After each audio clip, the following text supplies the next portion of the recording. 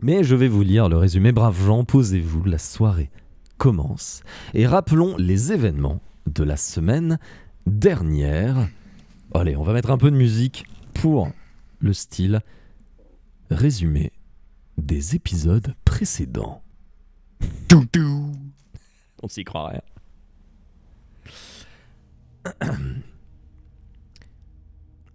C'est un résumé Wikipédia, donc c'est aussi... ça dérive un peu, mais il est pas si mal.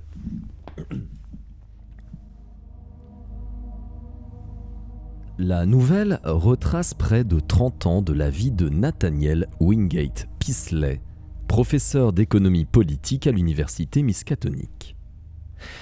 Cet homme, jusque-là sain d'esprit, connaît une période d'amnésie grave entre le 14 mai 1908, il est alors en plein cours, et le 27 septembre 1913. La nouvelle est construite comme une lettre confession du professeur Peaslee à son fils, également professeur à la Miskatonic en psychologie. Le premier chapitre de cette nouvelle, qui en compte 8, spoiler alert, retrace ce que le professeur Peaslee a pu apprendre a posteriori sur ses activités lors de son amnésie. Il semble donc qu'il fut habité par une autre personnalité, dotée de connaissances approfondies sur le passé et le futur de l'humanité qu'aucun humain ne devrait être en mesure de connaître. Dans un premier temps, cette entité parasite tente de camoufler ses connaissances et son étrangeté, mais le corps du professeur Peaslee commence à provoquer l'effroi et la peur chez ses connaissances et les gens qui l'entourent. Sa femme divorcera et son seul fils cadet, une fois son amnésie passée, acceptera de le fréquenter. J'ai dit son seul fils ou seul son fils cadet. L'entité parasite passe ses 5 années à en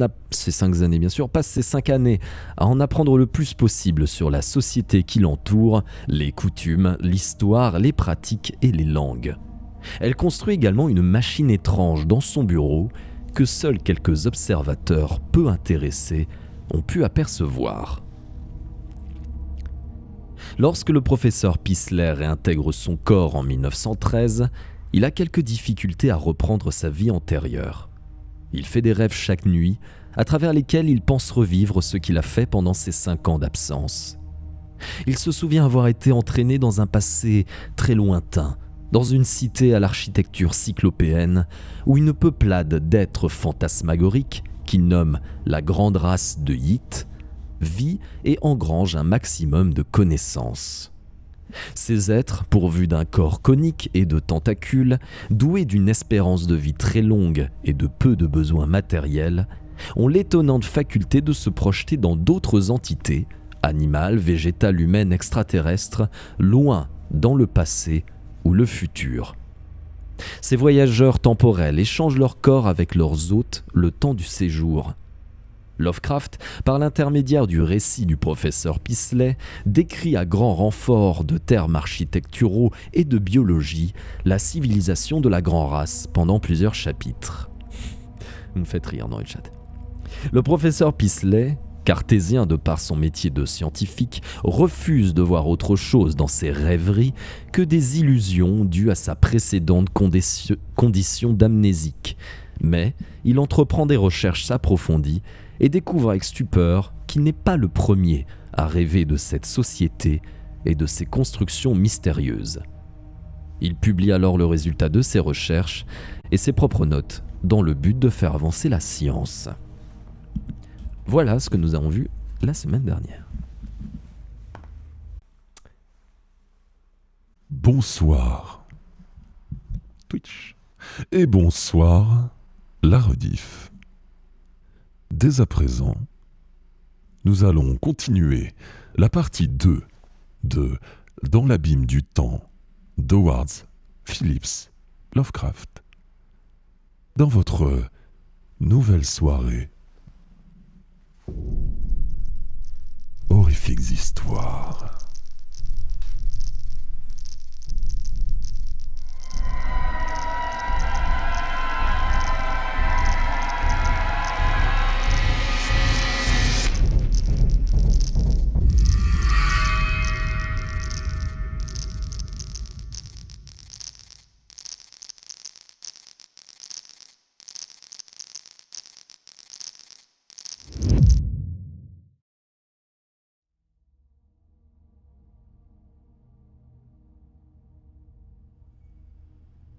Chapitre 4.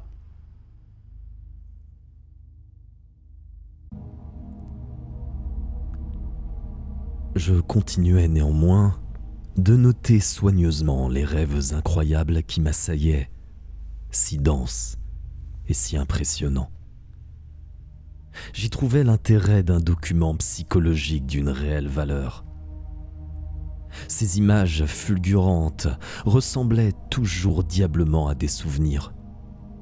Mais je luttais contre cette impression avec un certain succès. Dans mes notes, je décrivais les fantasmes comme des choses vues, mais le reste du temps, j'écartais ces illusions archéennes de la nuit. Je n'y avais jamais fait allusion dans les conversations courantes. Pourtant, le bruit s'en était répandu, ainsi qu'il en va de ce genre de choses, suscitant divers commentaires sur ma santé mentale. Il est amusant de songer que ces rumeurs ne dépassaient pas le cercle des profanes, sans un seul écho chez les médecins ou les psychologues. Je parlerai peu ici de mes visions d'après 1914, puisque des récits et des comptes rendus plus détaillés sont à la disposition des chercheurs sérieux. Il est certain qu'avec le temps, les singulières inhibitions s'atténuèrent un peu, car le champ de mes visions s'élargit considérablement. Elles ne furent jamais toutefois que des fragments sans lien, et apparemment sans claire motivation. Je semblais acquérir progressivement dans les rêves une liberté de mouvement de plus en plus grande.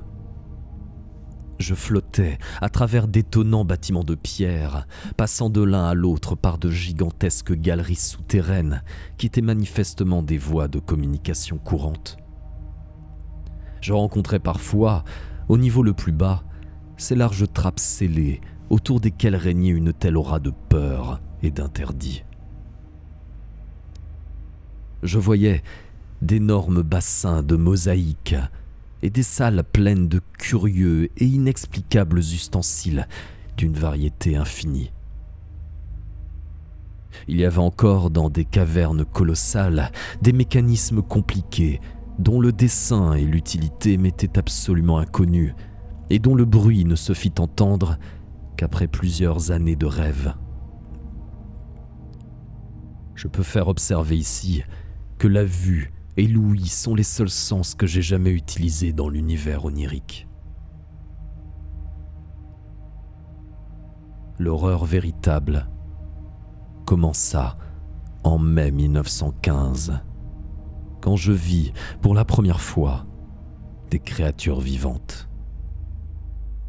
C'était avant que mes recherches m'aient appris, avec les mythes et l'historique des cas, ce à quoi je devais m'attendre. À mesure que tombaient les barrières mentales, j'aperçus de grandes masses de vapeur légères en différents endroits du bâtiment et dans les rues en contrebas.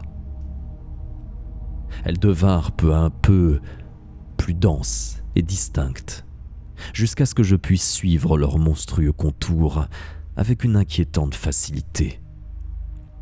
On eût dit d'énormes cônes iridescents, de 10 pieds de haut et autant de large à la base, faits d'une substance striée, squameuse et semi-élastique. De leur sommet partaient 4 membres cylindriques flexibles, chacun d'1 pied d'épaisseur, de la même substance ridée que les cônes eux-mêmes. Ces membres se contractaient parfois jusqu'à presque disparaître ou s'allongeaient à l'extrême, atteignant quelquefois 10 pieds. 2 se terminaient par de grosses griffes ou pinces. Au bout d'un 3e se trouvaient 4 appendices rouges en forme de trompette.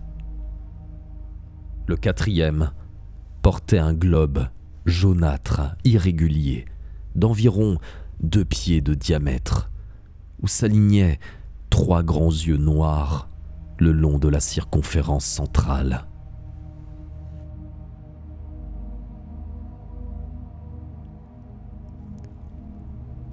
Cette tête était surmontée de 4 minces tiges grises, avec des excroissances pareilles à des fleurs, tandis que de sa face inférieure pendaient 8 antennes ou tentacules verdâtres. La large base du cône central était bordée d'une matière grise, caoutchouteuse, qui par dilatation et contraction successives assurait le déplacement de l'entité tout entière.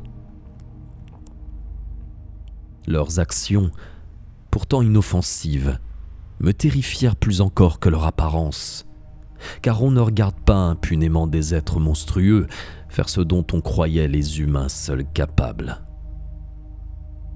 Ces objets-là allaient et venaient avec intelligence dans les grandes salles, transportaient les livres des rayonnages aux tables ou vice-versa, en écrivant parfois soigneusement, avec une baguette spéciale au bout des tentacules verdâtres de leur tête. Les grosses pinces servaient à porter les livres et à converser, la parole consistant en une sorte de cliquetis ou de grattement. Ces objets n'étaient pas vêtus, mais ils portaient des cartables ou des sacs à dos suspendus au sommet du tronc en forme de cône. Ils tenaient généralement leur tête et le membre qui la supportait au niveau du sommet du cône, bien qu'il leur arrivât souvent de les lever ou de les baisser. Les 3 autres membres principaux pendaient à l'état de repos le long du cône, réduits à 5 pieds chacun quand ils ne servaient pas. De la vitesse à laquelle ils lisaient, écrivaient et manipulaient leurs machines, celles qui se trouvaient sur les tables paraissaient en quelque sorte reliées à la pensée, je conclus que leur intelligence était bien supérieure à celle de l'homme. Plus tard, je les vis partout, grouillant dans toutes les grandes salles et les couloirs, surveillant de monstrueuses machines dans des cryptes voûtées et lancés à toute allure sur les larges routes dans de gigantesques voitures en forme de bateaux. Je cessais de les craindre, car ils semblaient intégrés à leur milieu avec un suprême naturel. Des caractéristiques individuelles devenaient évidentes parmi eux, et certains donnaient l'impression d'être soumis à une sorte de contrainte. Ces derniers, sans présenter aucune différence physique, se distinguaient non seulement de la majorité, mais plus encore les uns des autres, par leurs gestes et leurs habitudes. Ils écrivaient beaucoup, en utilisant, à en croire ma vision incertaine, une grande variété de caractères, mais jamais les hiéroglyphes curvilignes habituels.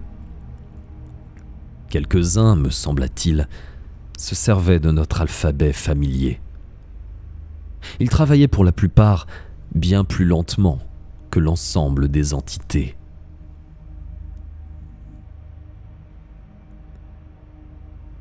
Pendant tout ce temps, je ne fus en rêve qu'une conscience désincarnée au champ visuel plus étendu que la normale, flottant librement, du moins sur les avenues ordinaires et les voies express.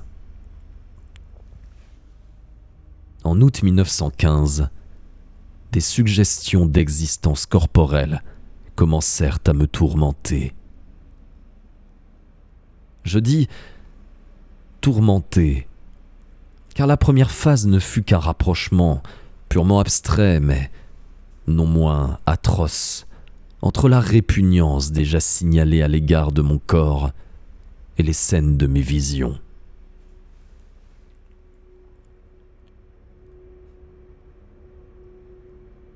Un moment, je fus surtout préoccupé pendant les rêves d'éviter de me regarder. Et je me rappelle combien je me félicitais de l'absence de miroir dans les étranges salles. J'étais très troublé de voir toujours les grandes tables, qui n'avaient pas moins de 10 pieds de haut, au niveau de leur surface, et non plus bas. Puis, la tentation morbide de m'examiner devint de plus en plus forte, et une nuit, je ne pus résister. D'abord, en baissant les yeux, je ne vis absolument rien. Je compris bientôt pourquoi. Ma tête se trouvait au bout d'un cou flexible, d'une longueur démesurée. En contractant ce cou et en regardant plus attentivement, je distinguais la masse squameuse, striée, iridescente, d'un énorme cône de 10 pieds de haut sur 10 pieds de large à la base. C'est alors que mes hurlements éveillèrent la moitié d'Arkham, tandis que je me précipitais comme un fou hors de l'abîme du sommeil. Il me fallut des semaines de hideuses répétitions pour me réconcilier à demi avec ces visions de moi-même, sous une forme monstrueuse. Je me déplaçais désormais physiquement dans les rêves, parmi les autres entités, lisant les terribles livres des rayonnages interminables et écrivant pendant des heures sur les hautes tables en maniant un style... Pardon, il manque une lettre. Et écrivant pendant des heures sur les hautes tables en maniant un stylet avec les tentacules verts qui pendaient de ma tête. Des fragments de ce que je lisais et écrivais subsistaient dans ma mémoire. C'étaient les horribles annales d'autres mondes, d'autres univers, et des manifestations d'une vie sans forme en dehors de tous les univers, des récits sur les êtres singuliers qui avaient peuplé le monde dans des passés oubliés, et les effroyables chroniques des intelligences grotesquement incarnées qui le peupleraient des millions d'années après la mort du dernier humain. Je découvris des chapitres de l'histoire humaine dont aucun spécialiste d'aujourd'hui ne soupçonne même l'existence. La plupart de ces textes étaient écrits en hiéroglyphes que j'étudiais bizarrement avec des machines bourdonnantes et qui constituaient, de toute évidence, une langue agglutinante avec des systèmes de racines absolument différentes de tous les langages humains.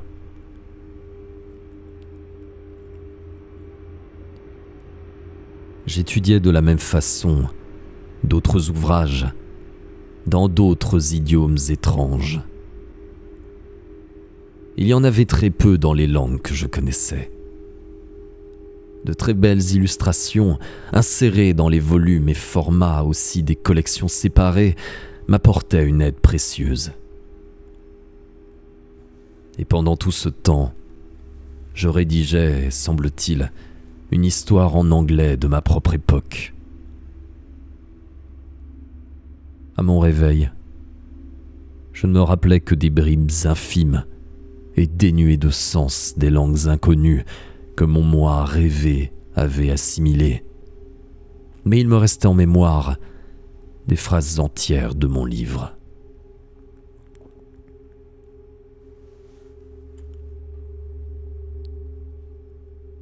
Avant même que mon moi éveillé n'ait étudié les cas analogues aux miens ou les anciens mythes, d'où assurément naquirent les rêves, j'appris que les entités qui m'entouraient étaient la race la plus évoluée du monde, qu'elle avait conquis le temps et envoyé des esprits en exploration dans toutes les époques.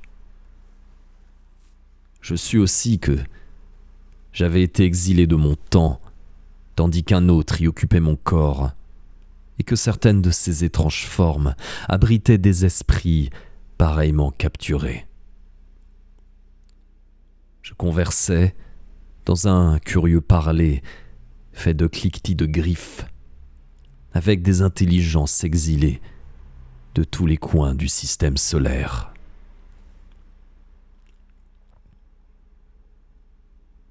Il y avait un esprit de la planète, que nous appelons Vénus, qui vivrait dans un nombre incalculable d'époques à venir, et un autre d'un satellite de Jupiter, qui venait de 6 millions d'années avant notre ère.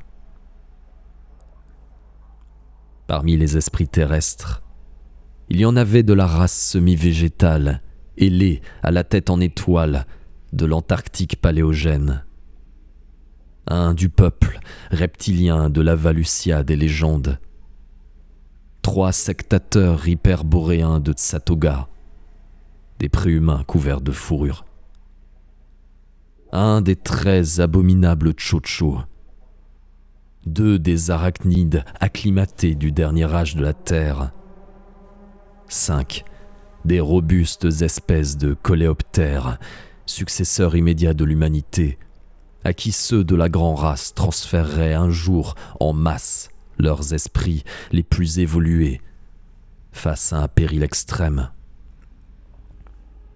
Et plusieurs des différentes branches de l'humanité.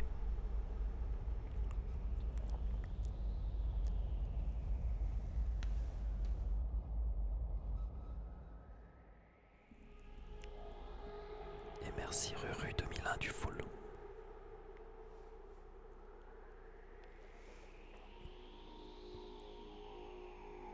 Je m'entretins avec l'esprit de Yang Li, un philosophe du cruel empire de Tsanshan, qui viendra en 5000 après Jésus-Christ, avec celui d'un général de ce peuple à grosse tête et peau brune, qui occupa l'Afrique du Sud 50 000 ans avant Jésus-Christ, et celui du moine florentin du XIIe siècle, nommé Bartolomeo Corsi, avec celui d'un roi de l'Omar, qui gouverna cette terrible terre polaire 100 000 ans avant que les Inutos jaunes et trapus ne viennent de l'Occident pour l'envahir. Je conversais avec l'esprit de Nuxoth, magicien des conquérants noirs de l'an 16 000 de notre ère, avec celui d'un Romain nommé Titus Sempronius Blasius, qui fut quêteur au temps de Scylla, avec celui de Kepna, égyptien de la 14e dynastie, qui m'apprit le hideux secret de Narlatotep, et celui d'un prêtre du Moyen Empire de l'Atlantide, et celui de James Woodville, obro du Suffolk au temps de Cromwell, avec celui d'un astronome de la cour dans le Pérou pré-Inca, avec celui du physicien australien Nevin Kingston Brown, qui mourra en 2518, avec celui d'un archimage du royaume disparu de Yé dans le Pacifique, celui de Théotide, fonctionnaire grec de Bactriane en 200 avant Jésus-Christ,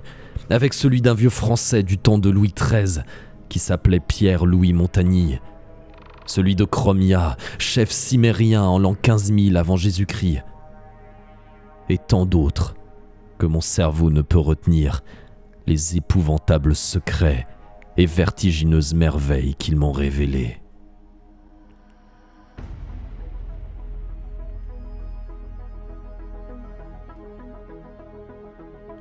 Je m'éveillais chaque matin dans la fièvre, tentant parfois, avec frénésie, de vérifier ou de mettre en doute telle information qui relevait du domaine des connaissances humaines actuelles. Les faits traditionnels prenaient des aspects nouveaux, suspects, et je m'étonnais de l'imaginaire onirique qui peut inventer pour l'histoire et la science de si surprenants prolongements. Je frémissais des mystères que le passé peut receler et tremblais des menaces que peut apporter l'avenir. Ce que suggéraient les propos des entités post-humaines sur le sort de l'humanité produisit sur moi un tel effet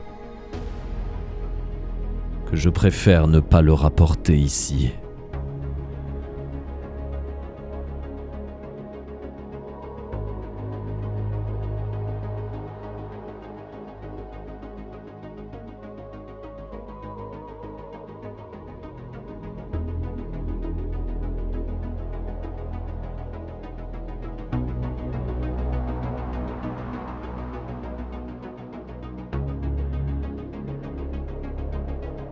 soirée des entre-deux. À plus tard.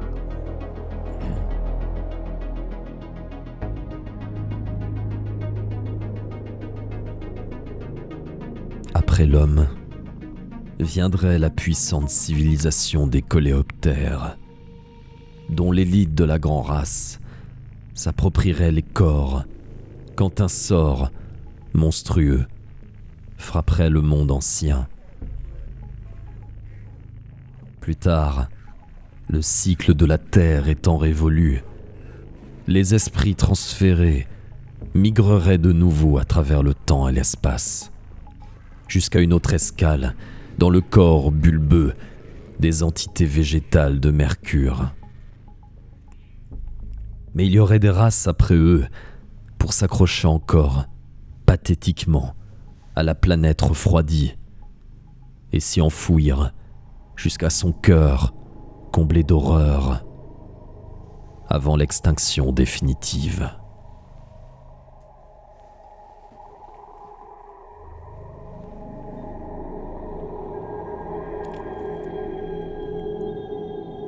Cependant, dans mes rêves, j'écrivais inlassablement cette histoire de mon époque que je destinais, moitié volontairement et moitié contre des promesses de facilité accrue d'études et de déplacement, aux archives centrales de la grande race. Ces archives étaient une colossale construction souterraine, près du centre de la ville, que je finis par bien connaître, pour y avoir souvent travaillé et consulté des documents. Fait pour durer aussi longtemps que la race et résister aux plus violentes convulsions de la Terre, ce formidable entrepôt l'emportait sur tous les autres édifices par sa structure massive et inébranlable de montagnes.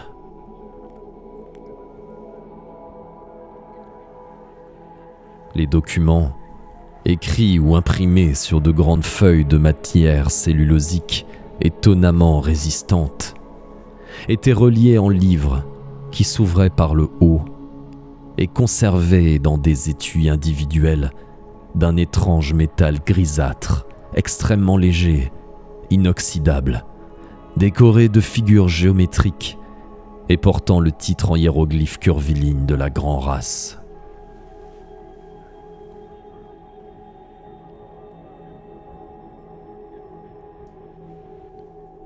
Ces étuis étaient entreposés dans des étages de coffres rectangulaires, tels des rayonnages clos et verrouillés, faits du même métal inoxydable et fermés par des boutons aux combinaisons compliquées.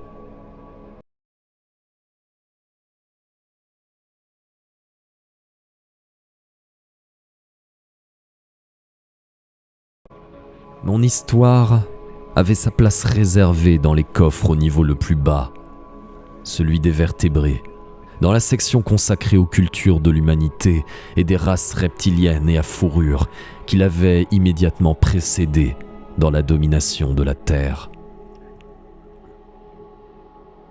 Mais aucun rêve ne me donna jamais un tableau complet de la vie quotidienne. Ce n'étaient que des fragments nébuleux et sans lien, et qui ne se présentaient certainement pas dans leur succession normale. Je n'ai par exemple qu'une idée très imparfaite de l'organisation de ma vie dans le monde du rêve, sinon que je devais disposer personnellement d'une grande chambre de pierre. Mes restrictions de prisonnier disparurent peu à peu, au point que certaines visions comprenaient des voyages impressionnants au-dessus des imposantes routes de la jungle, des séjours dans des villes étranges et des explorations de quelques-unes des immenses ruines noires sans fenêtres dont se détournaient ceux de la grande race avec une singulière frayeur. Il y eut aussi de longs périples sur mer, à bord d'énormes navires à plusieurs ponts d'une rapidité incroyable, et des survols de régions sauvages dans des dirigeables fermés en forme de projectiles, soulevés et mus par propulsion électrique.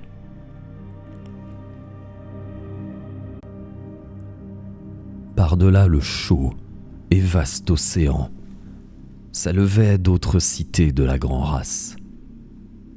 Et sur un continent lointain, je vis les villages primitifs des créatures ailées au museau noir qui deviendraient une souche dominante quand la grande race aurait envoyé dans le futur ses esprits les plus évolués pour échapper à l'horreur rampante.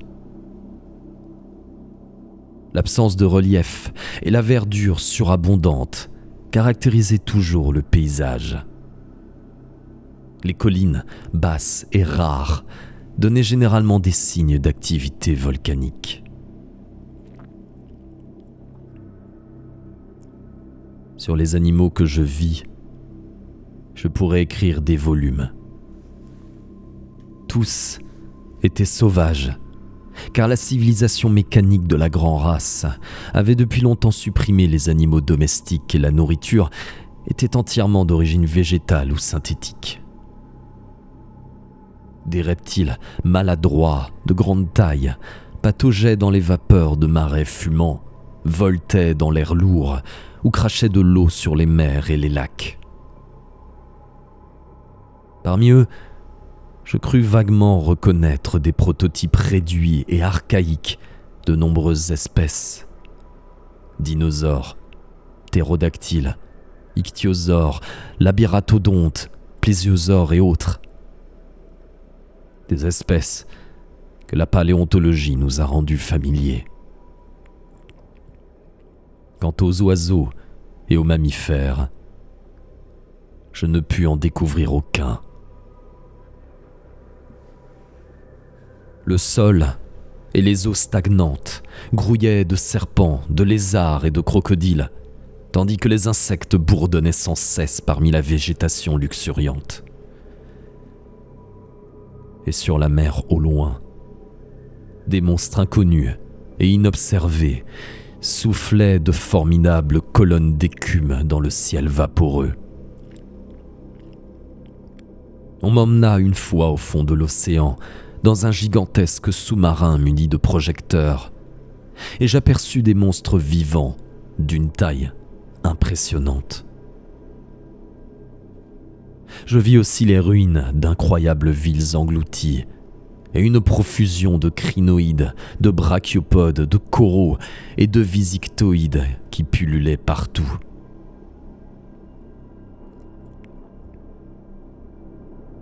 Mes visions m'apprirent très peu de choses sur la physiologie, la psychologie, les usages, l'histoire détaillée de la grande race. Et beaucoup des éléments dispersés que je rapporte ici furent glanés dans mon étude des vieilles légendes et des autres cas, plutôt que dans ma vie onirique.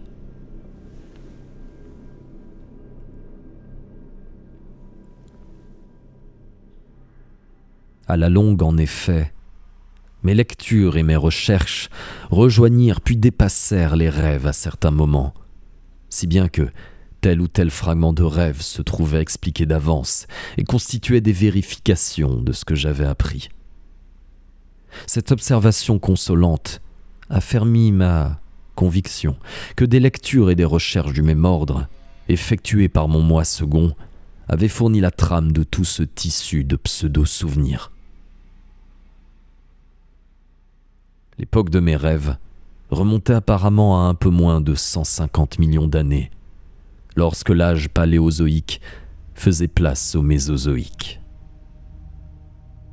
Les corps occupés par la grande race ne correspondaient à aucun stade d'évolution, survivant ou scientifiquement connu, de l'évolution terrestre.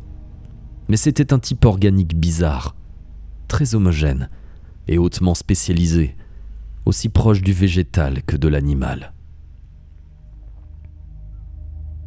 Le mécanisme de la cellule était chez eux d'un genre exceptionnel, excluant presque la fatigue et supprimant le besoin de sommeil. La nourriture, absorbée par les appendices rouges en forme de trompette fixés à l'un des principaux membres flexibles, était toujours semi-liquide et à bien des égards différaient entièrement des aliments de tous les animaux existants.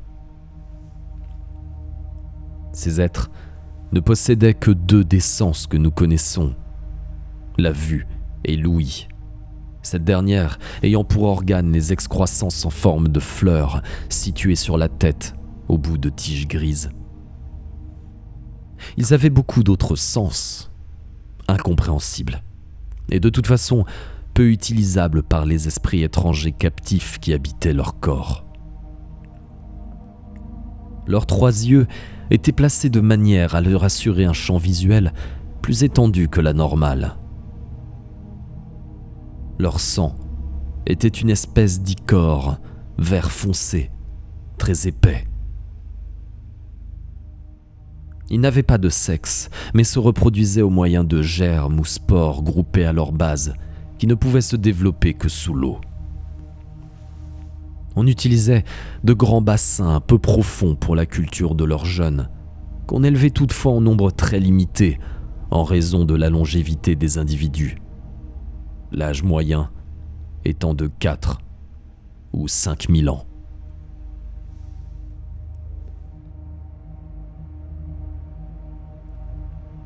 Ceux qui se révélaient manifestement défectueux étaient éliminés aussitôt qu'on observait leurs imperfections.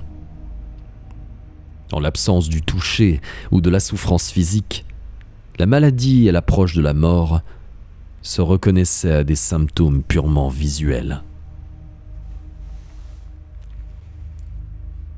Les morts étaient incinérés en grande cérémonie.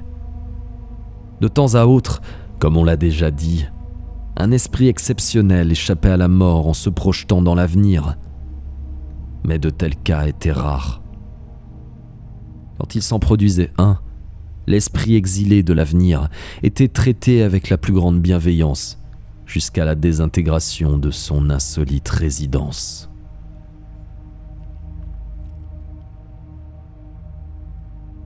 La grande race semblait former une seule nation ou union, aux liens assez lâches, ayant en commun les principales institutions, mais comportant 4 groupes distincts.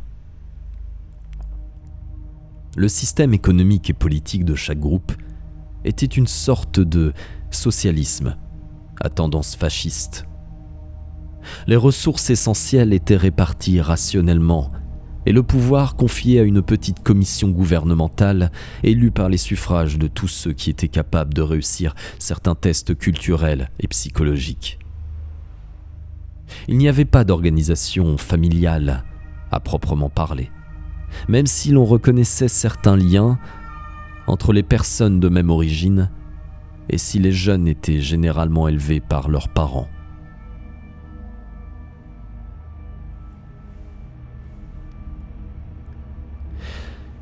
Les rapprochements les plus marqués avec les comportements et les institutions humains s'observaient naturellement d'une part dans ces domaines où il s'agissait de données très abstraites, d'autre part quand s'imposaient les impulsions élémentaires et communes à toute forme de vie organique.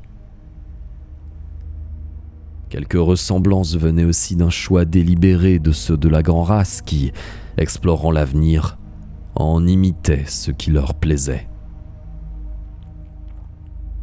L'industrie, extrêmement mécanisée, demandait peu de temps à chaque citoyen, et toutes sortes d'activités intellectuelles et esthétiques occupaient ses longs loisirs.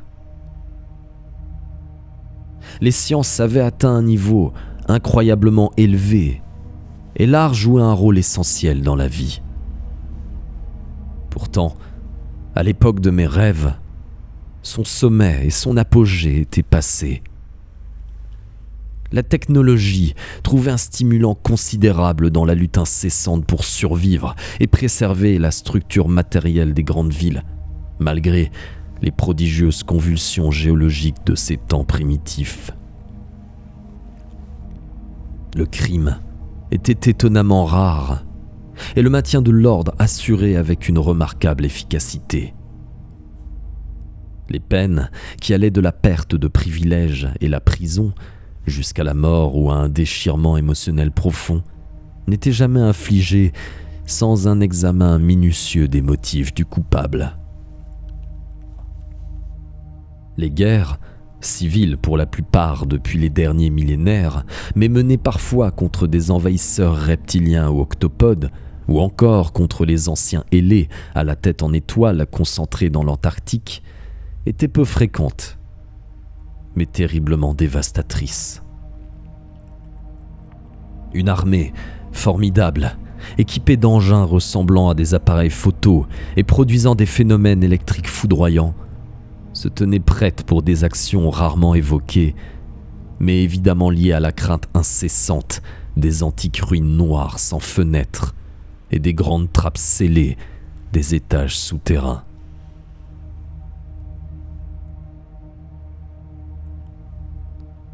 Cette terreur des ruines basaltiques et des trappes n'était généralement l'objet que de suggestions confuses, ou tout au plus de vagues et furtifs murmures. Absence significative, on ne trouvait dans les livres des rayonnages d'usage courant aucune précision à son propos. C'était, chez ceux de la grande race, le seul sujet rigoureusement tabou, associé, semblait-il, à d'effroyables luttes passées, autant qu'aux périls futurs qui obligeraient un jour la race à envoyer en masse ses esprits les plus pénétrants dans les temps à venir.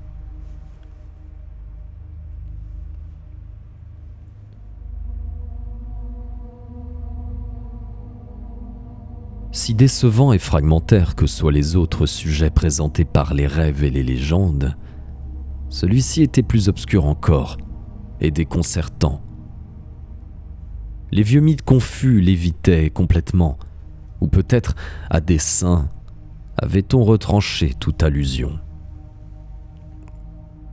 Et dans mes rêves, comme dans ceux des autres, les traces en étaient singulièrement rares. Les membres de la grande race n'en parlaient jamais de propos délibérés, et tout ce qu'on a pu glaner vient de quelques esprits captifs, particulièrement observateurs. Selon ces bribes d'informations, l'objet de cette peur était une horrible race ancienne d'entités tout à fait extraterrestres, à demi polypes, qui, venant à travers l'espace d'univers infiniment lointain, avait soumis la Terre et 3 autres planètes du système solaire, voici environ 600 millions d'années. Elles n'étaient matérielles qu'en partie, suivant notre conception de la matière, et leur type de conscience, ainsi que leurs moyens de perception, étaient radicalement différents de ceux des organismes terrestres. Leur sens, par exemple, ne comportait pas celui de la vue, leur monde mental se composant d'un étrange réseau d'impressions non visuelles.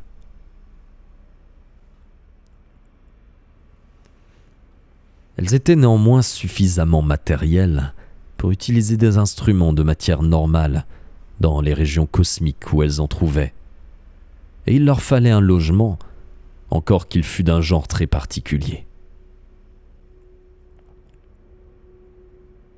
Bien que leur sens puisse pénétrer les obstacles matériels, leur substance en était incapable, et certaines formes d'énergie électrique pouvaient les détruire entièrement. Elles avaient la faculté de se déplacer dans l'air, malgré l'absence d'ailes ou de quelque autre organe visible de lévitation. Leurs esprits étaient d'une telle nature que ceux de la grande race n'avaient pu faire aucun échange avec eux.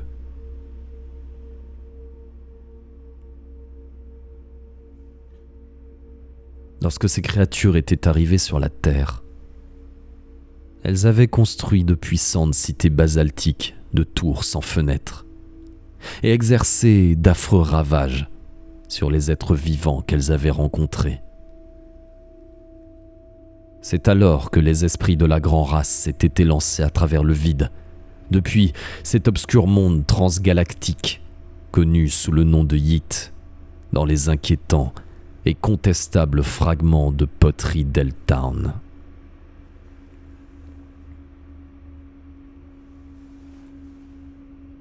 Les nouveaux venus, grâce aux engins qu'ils avaient créés, n'eurent aucune peine à vaincre les rapaces entités et à les refouler dans ces cavernes au cœur de la terre qu'elles avaient déjà reliées à leur demeure et commençaient à habiter.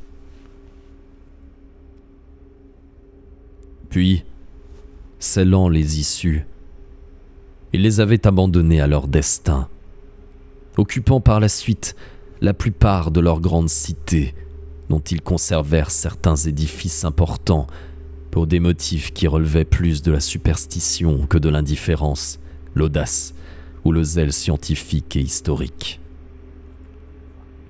Mais à mesure que s'écoulaient les âges, des symptômes imprécis et sinistres révélaient que les entités anciennes croissaient en force et en nombre dans les entrailles de la Terre. Des irruptions sporadiques d'un caractère particulièrement hideux se produisirent dans certaines petites villes lointaines de la Grand Race et dans quelques-unes des cités abandonnées qu'elles n'avaient pas peuplées. Autant de lieux où l'on n'avait pas convenablement scellé et gardé les issues menant aux abîmes intérieurs. Après cela, on avait redoublé de précautions et muré définitivement la plupart des ouvertures. Plusieurs furent conservés avec leurs trappes scellées dans un but stratégique pour combattre les vieilles entités si jamais elles surgissaient à des endroits inattendus.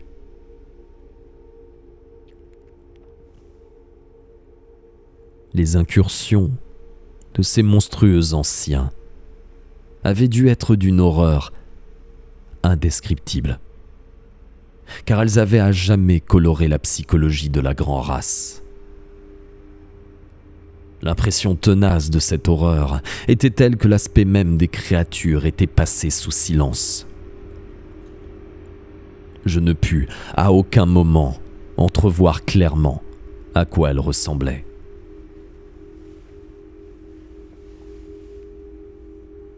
Il était question, en termes voilés, d'une stupéfiante plasticité et de la faculté de se rendre passagèrement invisible, tandis que d'autres échos faisaient allusion à leur contrôle de vents violents, à des fins militaires. On semblait leur associer aussi des sifflements bizarres et de colossales traces de pas comportant les empreintes circulaires de 5 orteils.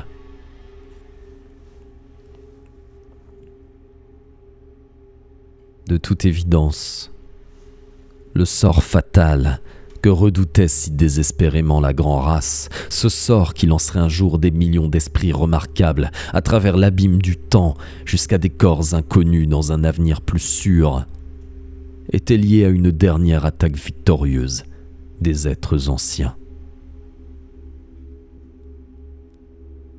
Les projections mentales dans les âges futurs prédisaient clairement une telle horreur, et la Grand Race avait décidé qu'aucun de ceux qui pouvaient fuir n'aurait à l'affronter. Ce serait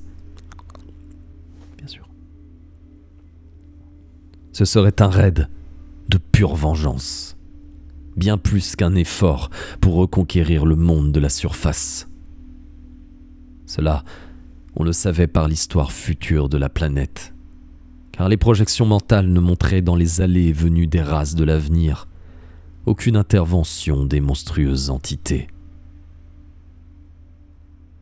Peut-être celle-ci avait-elle finalement préféré les abîmes de la Terre à sa surface changeante, ravagée par les tempêtes, puisque la lumière ne comptait pas pour elle. Peut-être aussi s'affaiblissait-elle lentement au fil des âges. On savait en effet qu'elles seraient toutes mortes à l'époque de la race post-humaine des coléoptères, dont les esprits en fuite seraient les locataires. En attendant, ceux de la Grand Race continuaient à monter la garde, leurs armes puissantes, toujours prêtes, malgré l'interdit horrifié qui bannissait le sujet des propos courants et des documents accessibles.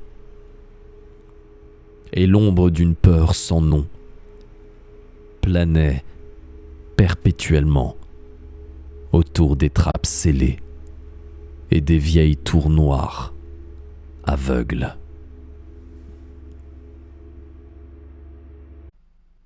Chapitre 5.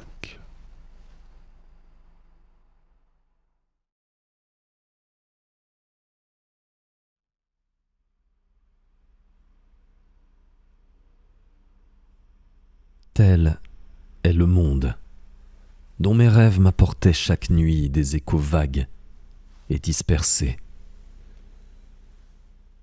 Je ne peux espérer donner une idée exacte de ce qu'il contenait d'horreur et d'effroi, car ces deux sentiments venaient en grande partie d'un élément insaisissable: la nette impression de pseudo-souvenirs.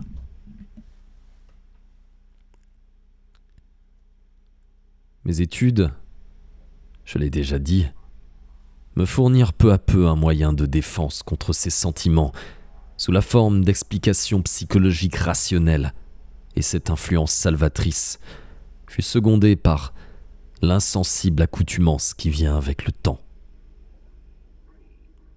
Pourtant, en dépit de tout, la confuse et insidieuse terreur revenait momentanément de temps à autre. Mais elle ne m'absorbait pas comme auparavant. Et à partir de 1922, je menais une existence très normale de travail et de détente.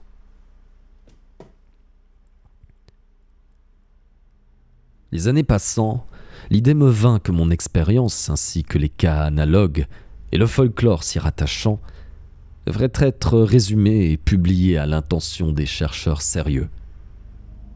Je préparais donc une série d'articles traitant en peu de mots l'ensemble du sujet et illustrés de croquis rudimentaires de quelques formes, scènes, motifs décoratifs et hiéroglyphes des rêves dont je gardais la mémoire.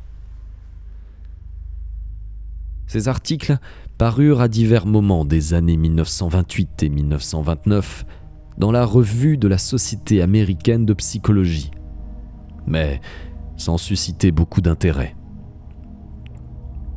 Je continuais entre-temps à noter mes rêves dans le moindre détail, bien que la masse grandissante des documents prît des proportions encombrantes. Le 10 juillet 1934, la Société de psychologie me transmit la lettre qui fut à l'origine de la phase culminante et la plus effroyable de toute cette épreuve insensée.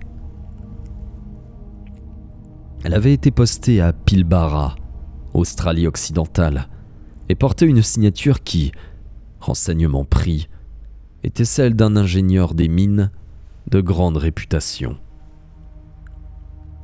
Il y était joint de très curieuses photographies.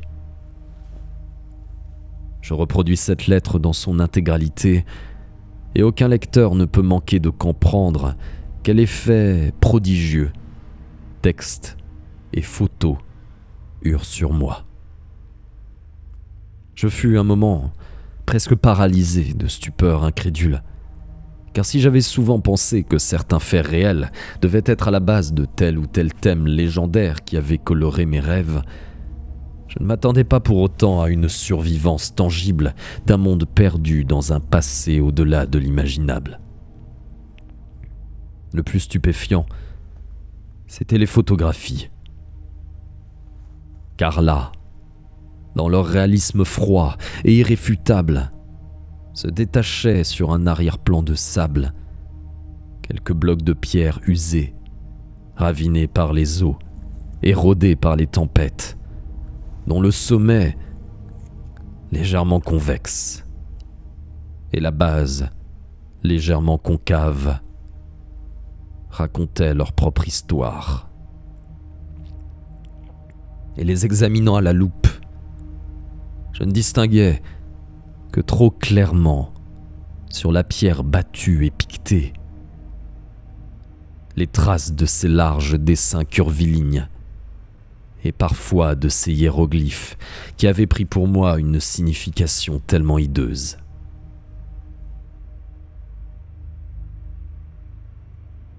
Et voici la lettre qui parle d'elle-même.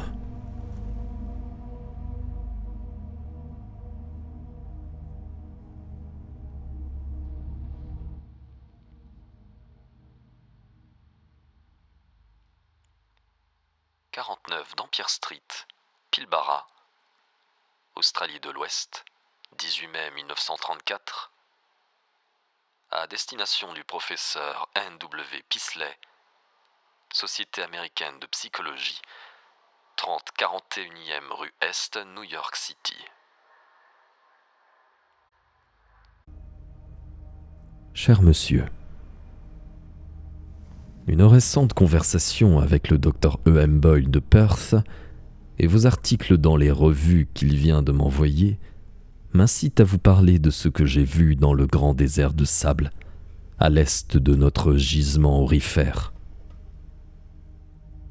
Étant donné les curieuses légendes concernant les vieilles cités que vous décrivez avec leur maçonnerie massive, leurs étranges dessins et hiéroglyphes, il semble que j'ai fait une très importante découverte. Les indigènes ont toujours été intarissables sur les grosses pierres avec des marques dessus, qui leur inspirent apparemment une peur terrible. Ils les rattachent plus ou moins aux légendes traditionnelles de leur race au sujet de Boudaï, le vieillard gigantesque qui dort sous terre depuis des éternités, la tête sur le bras, et qui se réveillera un jour pour dévorer le monde.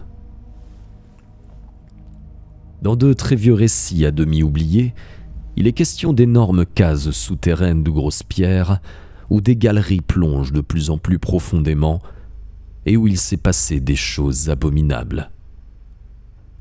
Les indigènes affirment qu'autrefois des guerriers fuyant le combat sont descendus dans l'une d'elles et n'en sont jamais revenus, mais qu'il s'en éleva des vents effroyables, sitôt après leur disparition.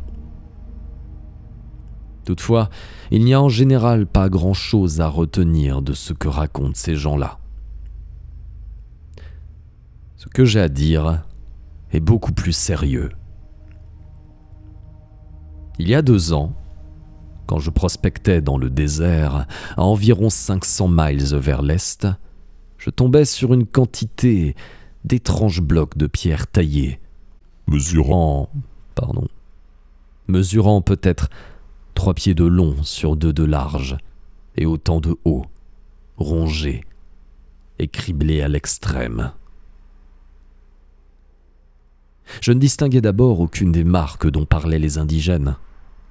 Mais en y regardant de plus près, je reconnus, en dépit de l'érosion, certaines lignes profondément gravées. C'étaient des courbes singulières, telles en effet qu'ils essayaient de les décrire. Il devait bien y avoir 30 ou 40 pierres, parfois presque enfouies dans le sable, et toutes groupées à l'intérieur d'un cercle d'à peu près 1/4 de mile de diamètre. Quand j'eus trouvé les premières, j'en cherchai attentivement d'autres alentour et fis avec mes instruments un minutieux relevé de leur emplacement. Je pris aussi 10 ou 12 clichés des blocs les plus caractéristiques dont je vous joins les preuves. J'envoyai informations et photos au gouvernement de Perth, qui n'y a donné aucune suite. Puis, je rencontrai le Dr. Boyle, qui avait lu vos articles dans la revue de la Société américaine de psychologie.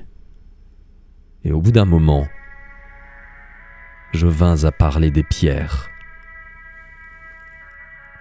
Il parut vivement intéressé, se passionna tout à fait quand je lui montrai mes clichés, et me dit que les pierres et les marques étaient exactement les mêmes que celles de la maçonnerie dont vous aviez rêvé et que décrivaient les légendes. Il avait l'intention de vous écrire, mais n'en trouva pas le temps. Il m'envoya en attendant la plupart des revues contenant vos articles, et je vis aussitôt, d'après vos dessins et vos descriptions, que mes pierres étaient bien celles dont vous parliez. Vous vous en rendrez compte sur les photos jointes. Vous aurez bientôt des nouvelles directes du Dr Boyle.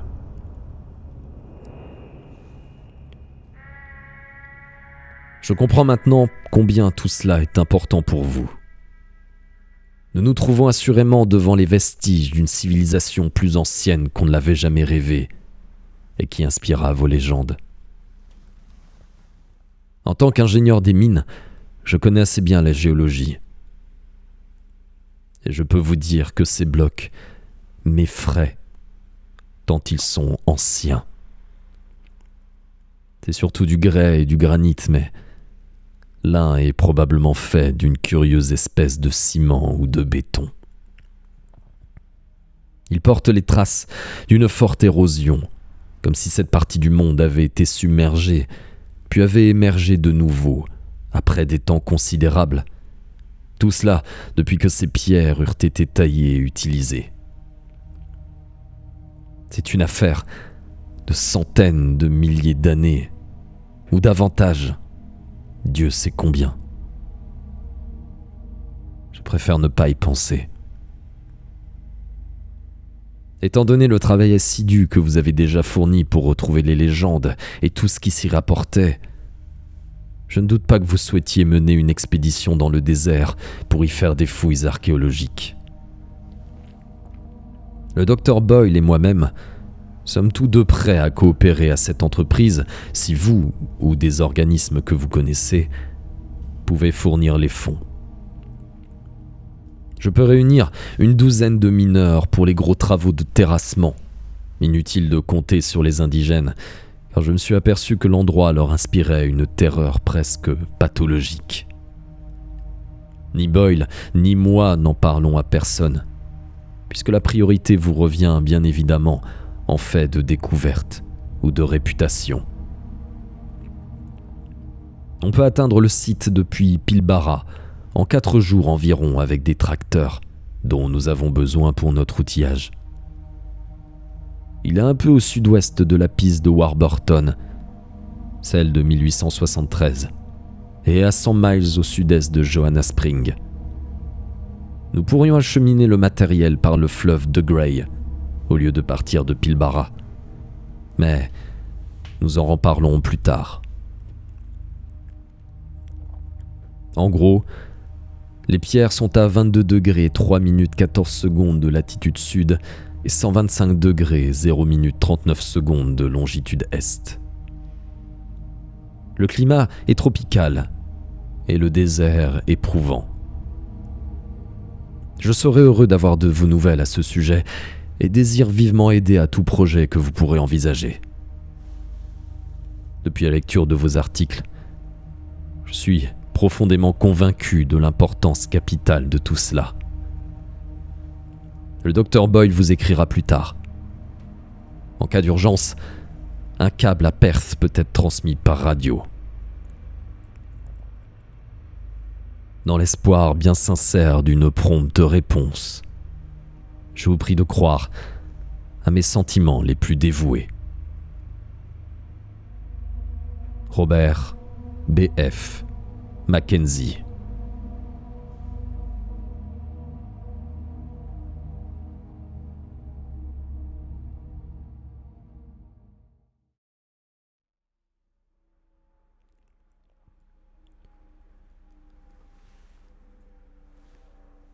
On connaît en grande partie par la presse les suites immédiates de cette lettre. J'ai la grande chance d'obtenir le soutien de l'université de Miskatonic, tandis que messieurs Mackenzie et le Dr Boyle m'apportaient une aide inappréciable en préparant le terrain en Australie. Nous évitâmes de trop préciser nos objectifs à l'intention du public, car certains journaux auraient pu traiter le sujet sur le mode sensationnel ou facétieux. En conséquence, les comptes rendus furent limités, mais il y en eut assez pour faire connaître nos recherches sur des ruines australiennes et les diverses démarches préalables. Le professeur William Dyer, directeur des études géologiques, chef de l'expédition antarctique de Miskatonic en 1930-1931, Ferdinand C. Ashley, professeur d'histoire ancienne, et Tyler M. Freeborn, professeur d'anthropologie, m'accompagnaient, ainsi que mon fils Wingate. Mon correspondant, Mackenzie, vint à Arkham au début de 1935 pour aider à nos derniers préparatifs. C'était un homme affable, d'une 50aine d'années, d'une compétence remarquable, merveilleusement cultivé, et qui connaissait à fond les conditions de voyage en Australie.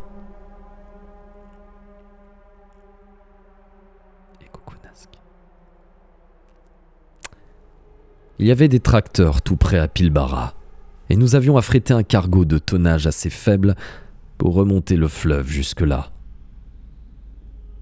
Nous étions équipés pour les fouilles les plus minutieuses et scientifiques, afin de passer au crible la moindre particule de sable, et de ne rien déplacer qui parût plus ou moins proche de sa position originale.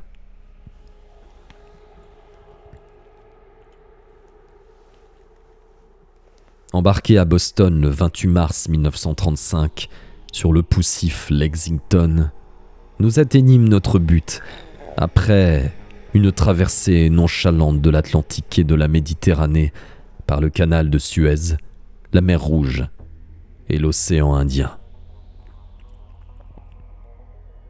Inutile de dire à quel point me démoralisa la côte basse et sablonneuse d'Australie occidentale, et combien je détestais la frustre agglomération minière et les sinistres terrains aurifères où l'on chargea les tracteurs.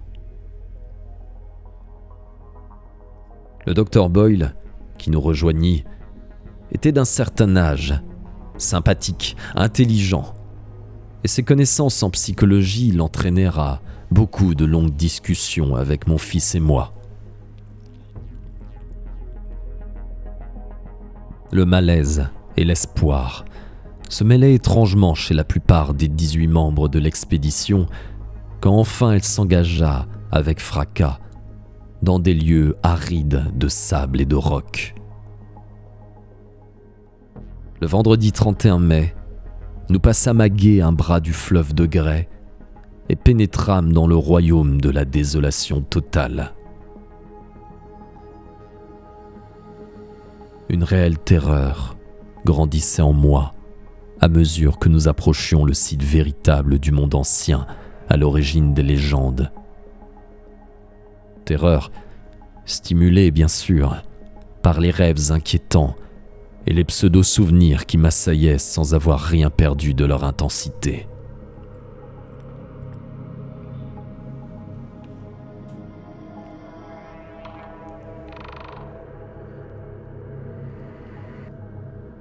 Ce fut le lundi 3 juin que nous vîmes le premier des blocs à demi enfouis.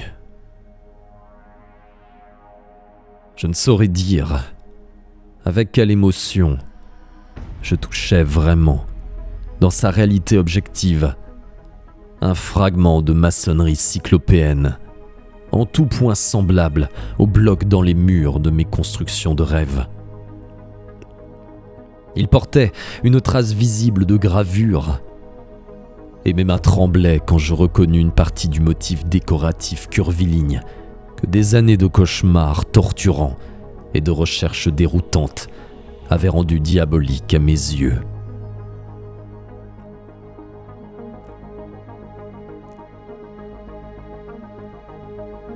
Un mois de fouilles dégagea au total quelques 1250 blocs à divers stades d'usure et de désagrégation. La plupart étaient des mégalithes taillés au faîte et à la base incurvée. Quelques-uns étaient plus petits, plus plats, unis, et de forme carrée ou octogonale, comme ceux des sols et chaussées dans mes rêves. Alors que certains, singulièrement massifs, suggéraient par leurs lignes arrondies ou obliques qu'ils avaient pu être voûtes ou arêtes, vestiges d'arcs ou chambranles d'une fenêtre ronde.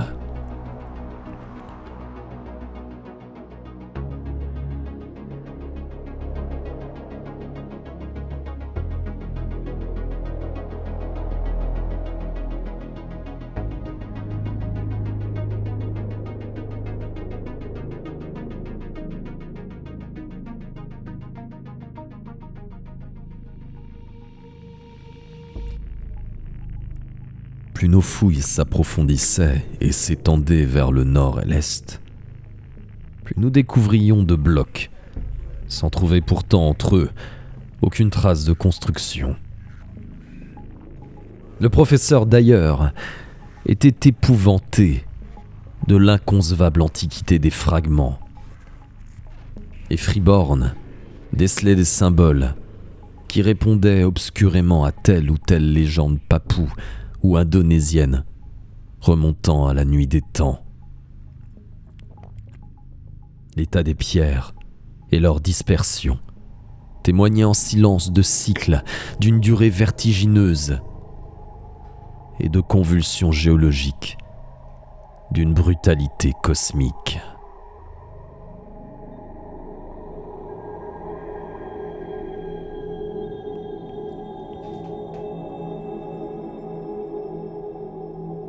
Nous disposions d'un avion, et mon fils Wingate montait souvent à des altitudes différentes pour scruter le désert de sable et de roc, à la recherche de vagues tracées à grande échelle, différences de niveau ou traînées de blocs éparpillés. Ces résultats étaient pratiquement négatifs, car s'il pensait un jour avoir détecté quelque indice significatif, il trouvait lors du vol suivant son impression remplacée par une autre, aussi peu fondée, à cause des mouvements incessants du sable, au gré du vent.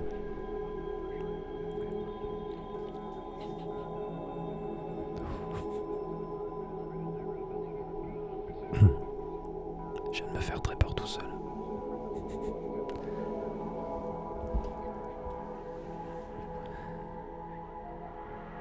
Une ou deux de ces suggestions éphémères me laissèrent un sentiment bizarre et pénible. Elles semblaient, si l'on peut dire, se raccorder horriblement avec quelque chose que j'avais rêvé ou lu, mais que je ne pouvais plus me rappeler. Elles présentaient un terrible caractère de familiarité qui me faisait jeter furtivement des regards d'appréhension vers le nord et le nord-est de cette abominable terre stérile.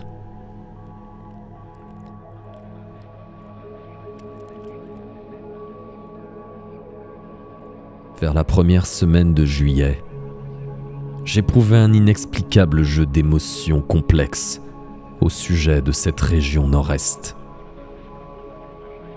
C'était de l'horreur, de la curiosité, mais plus encore, une illusion tenace et déroutante de souvenirs.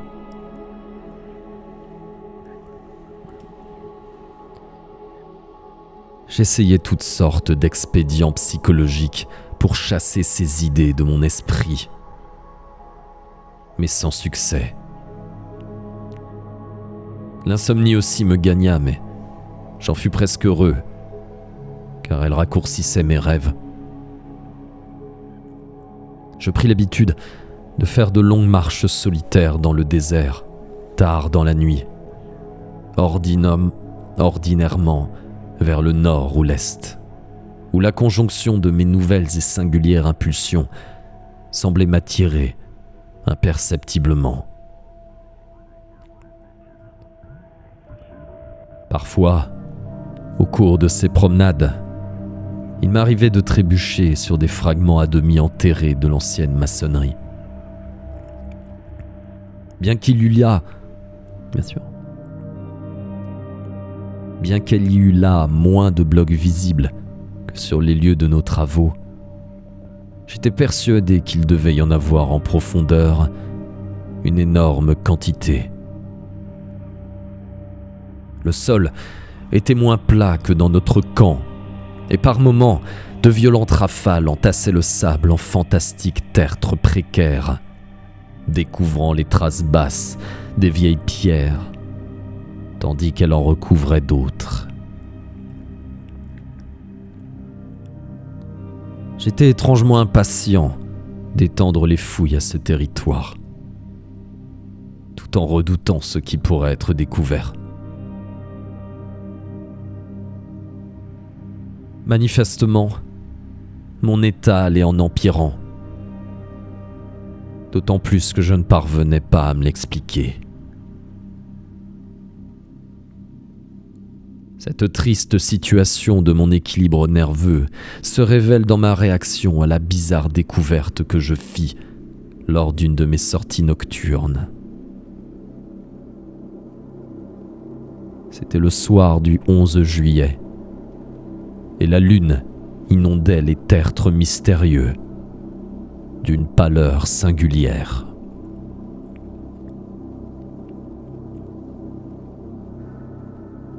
M'aventurant un peu plus loin que d'habitude, je rencontrai une grande pierre qui paraissait sensiblement différente de celle que j'avais déjà vue. Elle était presque entièrement recouverte, mais, me penchant, je retirai le sable avec mes mains, puis examinai soigneusement l'objet, en ajoutant au clair de lune la lumière de ma torche électrique.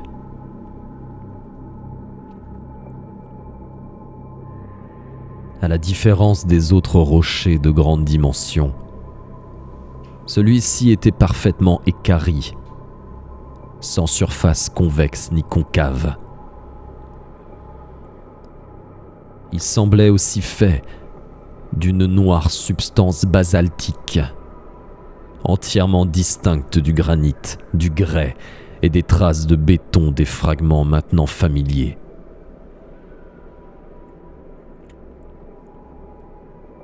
Soudain, je me relevai et faisant demi-tour regagnai le camp au pas de course.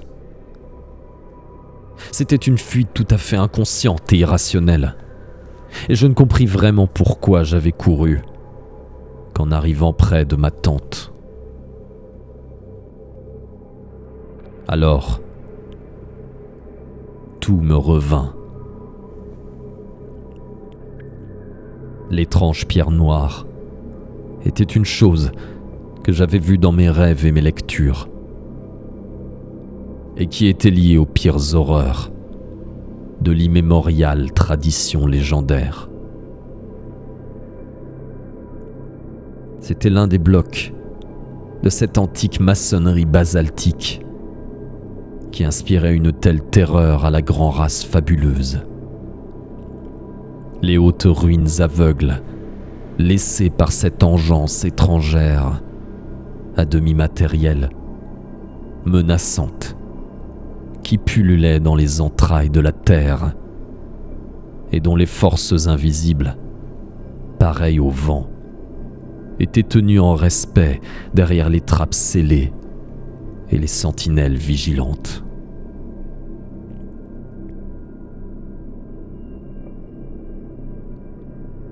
Je ne dormis pas de la nuit.